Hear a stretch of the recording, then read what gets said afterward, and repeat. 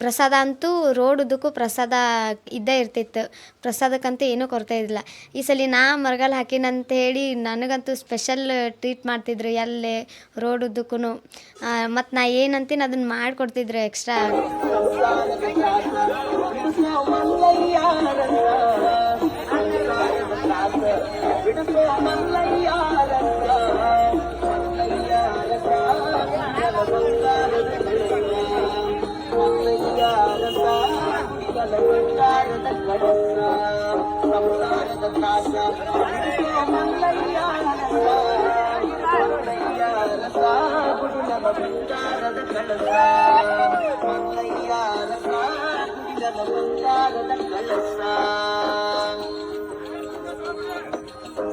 ನಮಸ್ಕಾರ ರೀ ಜವಾರಿ ಮಂದಿಗೆ.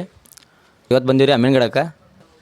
ಕರ್ನಾಟಕದ ಪ್ರಪ್ರಥಮ ಮಹಿಳೆ ಮರಗಾಲ್ ಕಟ್ಕೊಂಡು ಹೋದವರು ಬಸವಪ್ರಿಯಾ ಬಂಡಿ ಅವರು. ಇವತ್ತು ಅವ್ರನ್ನ ಇಂಟ್ರ್ಯೂ ಮಾಡಕ್ಕೆ ಬಂದೀವಿ ರೀ. ಅವ್ರ ಅನುಭವ ಹೆಂಗಿತ್ತಂತ ಕೇಳೋಂಬರಿ. ನಮಸ್ಕಾರ ರೀ ಪ್ರಿಯಾ ಅವರೇ. ನಮಸ್ತೆ ಸರ್. ನೀವು ಆಲ್ರೆಡಿ ಇಡೀ ಕರ್ನಾಟಕ ತುಂಬ ಫುಲ್ ಫೇಮಸ್ ಆಗಿಬಿಟ್ರಿ ನೀವು. ಈಗ ಆಗಲ್ರಿ ನಿಮ್ಗೆ ಗೊತ್ತಿರ್ಬೋದು, ಕರ್ನಾಟಕ ಅಲ್ಲದೆ ಆಂಧ್ರದಲ್ಲೂ ಫುಲ್ ಫೇಮಸ್ ಇವಾಗ ನೀವು. ಕರ್ನಾಟಕದ ಪ್ರಪ್ರಥಮ ಮಹಿಳೆ ಮರಗಾಲ್ ಕಟ್ಕೊಂಡು ಹೋದವರು. ಹೆಂಗೈತೆ ರೀ ನಿಮ್ಮ ಅನುಭವ? ಯಾವ ರೀತಿ ಇತ್ತು? ಯಾರು ಇನ್ಸ್ಪಿರೇಷನ್ ಕೊಟ್ರಿ ನಿಮ್ಗೆ ಈ ರೀತಿ? ಅನುಭವ ಚಲೋ ಇತ್ತು ಸಿಕ್ಕಾಪಟ್ಟಿ. ಇದು ಯಾಕೆ ಕಟ್ಕೋಬೇಕಂತ ತಲೆಯಾಗ ಬಂತು ಅಂದ್ರೆ, ಲಾಸ್ಟ್ ಟೈಮ್ ಹಿಂಗೆ ನಡ್ಕೊತ ಹೋಗ್ಬೇಕಾರೆ ಯಾರೋ ಒಬ್ಬರು ನೋಡಿ ಹಂಗೆ ಒಂದು ತಲೆಯಾಗ ಬಂತು, ಹೆಂಗಿರುತ್ತೆ ಹಿಂಗೆ ಕಟ್ಕೊಂಡ್ರೆ. ಇಲ್ಲಿ ತನಕ ಯಾರೂ ಮಹಿಳೆಯರು ಕಟ್ಕೊಂಡಿರಲಿಲ್ಲ ಅಂಥೇಳಿ ಒಂದು ತಲೆಯಾಗ ಬಂತು. ನಾನು ನಮ್ಮ ಕಾಕ ಮತ್ತು ನಮ್ಮ ಅಮ್ಮ ಫೌಂಡೇಶನ್ ಅಂತೇಳಿ ಒಂದು ಫೌಂಡೇಶನ್ ಐತಿ, ಅದಕ್ಕೆ ಮೇನ್ ರೋಹಿತ್ ಸರ್ ಅಂತ ಅವ್ರಿಗೆ ಹೇಳಿದೆ. ಅವರು ಅದನ್ನು ಸೀರಿಯಸ್ ಆಗಿ ತೊಗೊಂಡು ನೆಕ್ಸ್ಟ್ ಶ್ರೀಶೈಲಿಂದ ಬಂದಾದಮೇಲೆ ನಂಗೆ ಅದರದ್ದೆಲ್ಲ ಮಾಹಿತಿ ಕೊಡಿಸಿದ್ರು. ಬೇರೆದವ್ರ ಕಡೆ ಅಂದ್ರೆ ಯಾರು ಮರಗಾಲ್ ಕಟ್ಕೊಂಡಿರ್ತಾರಲ್ಲ ಅವ್ರ ಕಡೆ ಕೊಡಿಸಿದ್ರು. ಆಮೇಲೆ ಅವ್ರು ಒಂದಿನ ಬಂದು ಅವ್ರ ಹತ್ರ ಇದ್ದಿದ್ವ ಮರಗಾಲ್ ತೊಗೊಂಡು ಬಂದು ನಂಗೆ ಅದನ್ನು ಟ್ರೈನಿಂಗ್ ಎಲ್ಲ ಕೊಟ್ಟರು, ಹೆಂಗಿರುತ್ತೆ ಏನು ಅಂಥೇಳಿ. ನಡೀತಾಳ್ರಿ ಈಕಿಗೆ ಪ್ರಾಕ್ಟೀಸ್ ಮಾಡಿಸೂನು ಅಂಥೇಳಿ ಪ್ರಾಕ್ಟೀಸ್ ಮಾಡಿಸಿದ್ರು. ಅವಾಗಿಂದ ನಾನು ಪ್ರಾಕ್ಟೀಸ್ ಸ್ಟಾರ್ಟ್ ಮಾಡಿದಾದ್ಮೇಲೆ ಒಂದು ಮಲ್ಲಯ್ಯನ ಮಹಾಮನೆ ಅಂಥೇಳಿ ಇಲ್ಲೊಂದು ನಮ್ಮ ಅಮ್ಮ ಫೌಂಡೇಶನ್ದವರು ಒಂದು ಮನೆ ಕಟ್ಟಿಸ್ಕೊಟ್ಟಿದ್ವಿ. ಶ್ರೀಶೈಲಕ್ಕೆ ಹೋಗೋರಿಗೆ ಅವರು ಕಬ್ಬಿನಾಲ್ ಅಷ್ಟು ಬಡದನ ಪರಿಸ್ಥಿತಿಯೊಳಗೂ ಕಬ್ಬಿನಾಲ್ ಮಾರಿಕೊಡ್ತಿದ್ರು. ಅವ್ರಿಗೊಂದು ಮಹಾಮನೆ ಕಟ್ಟಿಸ್ಕೊಟ್ಟಿದ್ವಿ. ಆ ಟೈಮ್ ಒಳಗೆ ಶ್ರೀಶೈಲ ಜಗದ್ಗುರುಗಳು ಬಂದು ಅದನ್ನು ಉದ್ಘಾಟನೆ ಮಾಡಿದ್ರು.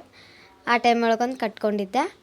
ಅದು ಬಿಟ್ಟರೆ ನೆಕ್ಸ್ಟ್ ಈಗ ಶ್ರೀಶೈಲಕ್ಕೆ ಅವಾಗ ಫಸ್ಟ್ ಟೈಮ್ ಕಟ್ಕೊಂಡಿದ್ದು. ಆಮೇಲೆ ಅವಾಗ ಶ್ರೀಶೈಲಕ್ಕೆ ಹೋಗ್ಬೇಕು ಅಂಥೇಳಿ ಒಂದು ಸಂಕಲ್ಪ ತೊಟ್ಟು ಶ್ರೀಶೈಲಕ್ಕೆ 10 ದಿನ ಮೊನ್ನೆ ಹೋಗಿ ಬಂದೆ. ಅಂದರೆ ನೀವು 3ನೇ ಸಲ ಅಂತ ಹೋಗಿದ್ದಂಗೆ ಆತ್ರಿ? 2 ಸಲ ಹಂಗೆ ಹೋಗಿದ್ದು ಪಾದಯಾತ್ರೆ. ಈ ಸಲ 3ನೇ ಸಲ ಮರಗಾಲ್ ಕಟ್ಕೊಂಡು ಹೋಗಿದ್ದು. ಕರ್ನಾಟಕ ತುಂಬ ಫೇಮಸ್ ಇದೆ ರೀ. ಆದರೆ ಕರ್ನಾಟಕದಾಗ ಎಲ್ಲರೂ ಕೇಳತ್ತಿದ್ದು ಒಂದೇ ಕ್ವಶನ್ ಇವಾಗ, ಆ ಹುಡುಗಿ ಏಜ್ ಎಷ್ಟು? ಯಾಕಂದರೆ ನೀವಿರೋ ಹೈಟಿಗೆ ನೀವು ಹೋಗಿದ್ದ ಅಂದ್ರೆ ಈಗ ಮಾಡಿದ ಸಾಧನೆಗೆ ಡಿಫ್ರೆಂಟ್ ಐತಿ, ಭಾಳ ಡಿಫ್ರೆಂಟ್ ಐತಿ. ಈಗ ನಿಮ್ಮ ಕರ್ನ ಏಜ್ ಎಷ್ಟು ರೀ? ನಂದು ಆ್ಯಕ್ಚುಲಿ ಡಿಗ್ರಿ ಕಂಪ್ಲೀಟ್ ಆಗೈತಿ. ನನಗೀಗ 23 ವರ್ಷ. ನಿಮ್ಮ ಅನುಭವ ಹೆಂಗಿತ್ತು ಅಲ್ಲಿ ಮಟ್ಟ ಹೋಗಿದ್ದು? ಈಗಿನ ಜನ್ರೇಷನ್ ಒಳಗೆ ಆಲ್ರೆಡಿ ಗೊತ್ತಿರ್ತದೆ ನಿಮ್ಗೆ, ಒಂದು ಸಲ ಡಿಸಿಷನ್ ತೊಗೊಂಬಿಡ್ತಾರೆ. ಈಗ ಜನ್ಜೀವ ಹುಡುಗರು ಒಂದು ಸಲ ಡಿಸಿಷನ್ ತೊಗೊಂಡ್ರೆ ಮುಗೀತು. ಅದು ಹೋಗ್ತೀನಿ ಅಂತ ಭಾಳ ಇದು ಮಾಡ್ಕೊತಾರೆ. ಬಟ್ ಎಲ್ಲೋ ನಡ್ಬರಕ್ಕೆ ಕ್ವಿಟ್ ಮಾಡ್ಬೇಕು ಅನ್ಸುತ್ತೆ. ಬಟ್ ನಿಮ್ಗೆ ಆ ರೀತಿ ಏನ್ರ ಅನ್ನಿಸ್ತಾ? ಎಲ್ಲಾರ ಆಯ್ತಪ್ಪ ಇದು ನಂಗೆ ಇಲ್ಲಿಗೆ ಸಾಕು ಅಂತಂದು ಇದಾಗತ್ತಾ ಅಂದಿರ ನೀವು ಒಂದು ದಿವಸ? ಯಾಕಂದ್ರೆ 10 ದಿವ್ಸದ ಜರ್ನಿ, ಒಂದು ದಿವ್ಸದ ಜರ್ನಿ ಇಲ್ಲ. ಅದ್ರಾಗ ಮರಗಾಲು ಪ್ರಪ್ರಥಮ ಮಹಿಳೆ ನೀವು ಕಟ್ಕೊಂಡಿದ್ದು. ಏನು ಅನ್ನಿಸ್ತು ನಿಮ್ಗೆ ಅದು? ಆ ಥರ ಅಂತ ಎಲ್ಲಿ ಅನಿಸಿಲ್ಲ, ಒಂದು ಸಲನೂ ಅನಿಸಿಲ್ಲ. ಯಾಕಂದ್ರೆ ರೋಡ್ ಉದ್ದಕ್ಕೂ ನಂಗೆ ಎಷ್ಟು ಜನ ಎಷ್ಟು ಚಂದ ಪ್ರೋತ್ಸಾಹ ಮಾಡಿದರು ಅಂತಂದ್ರೆ ಅದು ಹೇಳಾರೆ ನಾನು. ಆ್ಯಕ್ಚುಲಿ ಇಲ್ಲಿ ಸ್ಟಾರ್ಟಿಂಗ್ ಇಲ್ಲಿ ಕಟ್ಕೊಂಡಾಗಿಂದ ಹಿಡಿದು ಲಾಸ್ಟ್ ಎಂಡ್ವರೆಗೂ ಭಾಳ ಜನ ಸಪೋರ್ಟ್ ಮಾಡಿದರು. ನನ್ನ ಜೊತೆ ಎಲ್ಲ ನಮ್ಮ ಬ್ರದರ್ಸ, ಆಮೇಲೆ ನಮ್ಮ ಮಮ್ಮಿ ಪಪ್ಪ ಬಂದಿದ್ರು ನನ್ನ ಜೊತೆ, ನಮ್ಮ ಅಣ್ಣ ಬಂದಿದ್ದ, ಎಲ್ಲರೂ ಫ್ಯಾಮ್ಲಿನ ಹೋಗಿದ್ವಿ ನಾವು. ಅದಾಗಿಂದ ಇಲ್ಲಿ ಆಮೇಲೆ ರೋಡುದಕ್ಕೂ ಪ್ರಸಾದದ ವ್ಯವಸ್ಥೆ ಆಗಿರ್ಬೋದು, ಆಮೇಲೆ ರೋಡ್ನ್ಯಾಗ ಹೋಗೋ ಜನರಾಗಿರ್ಬೋದು, ಅವರೆಲ್ಲ ಅವ್ರದ್ದು ಪ್ರೋತ್ಸಾಹ, ಅವ್ರದ್ದು ಪ್ರೀತಿ, ಅವ್ರಿಗೆ ತೋರಿಸೋ ಕಾಳಜಿ ಅದು ನಾ ಹೆಂಗೆ ಹೋದ್ನೆ ಅಂತ ನಂಗೆ ಗೊತ್ತಾಗಲಿಲ್ಲ ಆ್ಯಕ್ಚುಲಿ. ಎಲ್ಲಿ ಯಾವಾಗಲೂ ಅನ್ನಿಸ್ಲಿಲ್ಲ ನಡ್ಬರ್ಕ ಡ್ರಾಪ್ ಮಾಡ್ಬೇಕು ಅಂಥೇಳಿ. ಇವಾಗ ಕರ್ನಾಟಕ ಫುಲ್ ಟ್ರೆಂಡ್ ಅದಿರಿ ಇವಾಗ. ಆ, ಯಾಕಂದ್ರೆ ಜಂಜಿ ಒಳಗೆ ಇವಾಗ ನೋಡ್ತಿರ್ಬೇಕು ನೀವು. ನಿಮ್ಮ ಏಜಿಗೆ ನೀವು ಹೋಗಿದ್ದಕ್ಕೆ ಭಾಳ ಡಿಫ್ರೆಂಟ್ ಐತೆ. ಯಾಕಂದ್ರೆ 23 ಏಜ್ ಅಂದ್ರೆ ಈಗಿನ ಜನ್ರೇಷನ್ ಹುಡುಗಿಯರೆಲ್ಲ ಬರೇ ಅಂದರೆ ಧಾರ್ಮಿಕ ಬಿಟ್ಟು ಬರೀ ಫ್ಯಾಷನ್ ಅಂತ ಹೇಳ್ದಾರ. ಅಂಥದ್ರಾಗ ನೀವು ಶ್ರೀಶೈಲ ಮಲ್ಲಿಕಾರ್ಜುನಕ್ಕೆ 10 ದಿನದ ಯಾತ್ರೆ ಮಾಡಿರಿ, ಅದು ಮರಗಾಲ್ ಕಟ್ಕೊಂಡು. ನೀವೇನಂತ ಹೇಳಕ್ಕೆ ಇಷ್ಟಪಡ್ತೀರಿ ಇವಾಗ ಮಹಿಳೆಯರಿಗೆ, ಇವಾಗಿನ ಮಹಿಳೆಯರಿಗೆ? ಏನು ಹೇಳಕ್ಕೆ ಇಷ್ಟಪಡ್ತೀನಿ ಅಂದ್ರೆ ಕಾನ್ಸಂಟ್ರೇಷನ್ ಆಮೇಲೆ ಮಾಡ್ಬೇಕನ್ನೋ ಮನಸ್ಸು ಇತ್ತು ಅಂತಂದ್ರೆ ಎಲ್ಲಿ ಬೇಕಾದರೂ ಏನು ಬೇಕಾದರೂ ಮಾಡ್ಬೋದು. ಇಂಟ್ರೆಸ್ಟ್ ಇರ್ಬೇಕು, ಮೇನ್ ಮಾಡ್ಬೇಕನ್ನೋ ಮನಸ್ಸು ಇರ್ಬೇಕು. 10 ದಿನದ ಜರ್ನಿ ರೀ ನಿಮ್ಮದು. ಅಲ್ಲೇ ಊಟದ ವ್ಯವಸ್ಥೆ ಆಯಿತು, ನೀರಿನ ವ್ಯವಸ್ಥೆ ಆಯಿತು, ಅದ್ರಾಗ ಬ್ಯಾಸ್ಗೆ ಬಿಸಿಲು ಸ್ಟಾರ್ಟ್ ಇವಾಗ.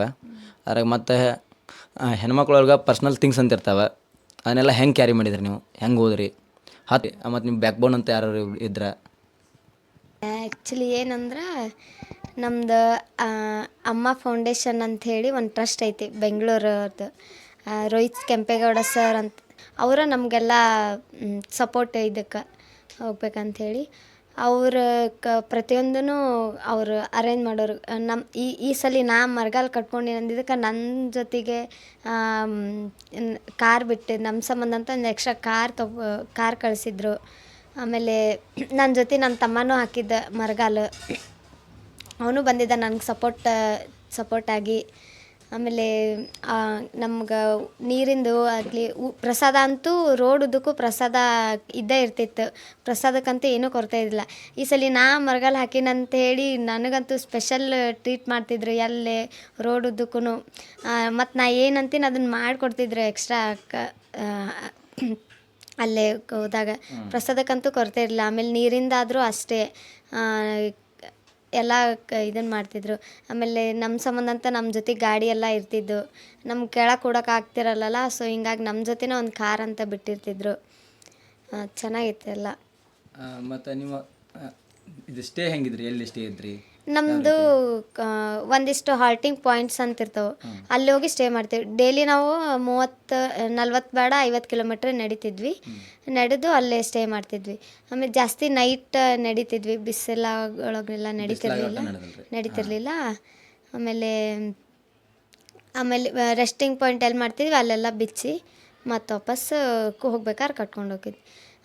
ಬೆಳಿಗ್ಗೆ ನಾವು 10 ಗಂಟೆ ಇಲ್ಲ 11 ಗಂಟೆವರೆಗೂ ನಡೀತಿದ್ವಿ. ಆಮೇಲಿಂದ 4 ಗಂಟೆವರೆಗೂ ರೆಸ್ಟ್ ಮಾಡಿ 4 ಗಂಟೆಯಿಂದ ಮತ್ತು ನೈಟ್ ನಮ್ಗೆ ಎಲ್ಲಿ ತನಕ ಆಗುತ್ತೆ ಅಲ್ಲಿವರೆಗೂ ನಡೆದು ಮತ್ತೊಂದು 2 ಅವರ್ಸ್ ರೆಸ್ಟ್ ಮಾಡಿ ಮತ್ತೆ ನಡೀತಿದ್ವಿ. ಆಲ್ರೆಡಿ ಹೋಗಿ ಬಂದ್ರಿ. ಹೋಗೋಕ್ಕಿಂತ ಮುಂಚೆಗೆ ನಿಮ್ಮ ಮನ್ಯಾಗ ಯಾವ ರೀತಿ ಸಪೋರ್ಟ್ ಇತ್ತು? ಅಂದ್ರೆ ಯಾವ ರೀತಿ ರಿಯಾಕ್ಷನ್ ಏನು ಬಂತು ಫಸ್ಟ್ ನಿಮ್ಮ ಮನ್ಯಾಗ? ನೀವು ಮರಗಾಲ್ ಕಟ್ಕೊತೀನಿ ಅಂದ್ರೆ ನಿಮ್ಮ ಅವ್ವಾರು ಏನಂದ್ರೆ, ನಿಮ್ಮ ಅಪ್ಪಾರು ಏನಂದ್ರೆ? ಸಪೋರ್ಟ್ ಎಲ್ಲ ಮಾಡಿದರು. ಬಟ್ ನಮ್ಮ ಅಪ್ಪಗೆ ಒಂಚೂರು ಭಯ ಇತ್ತು.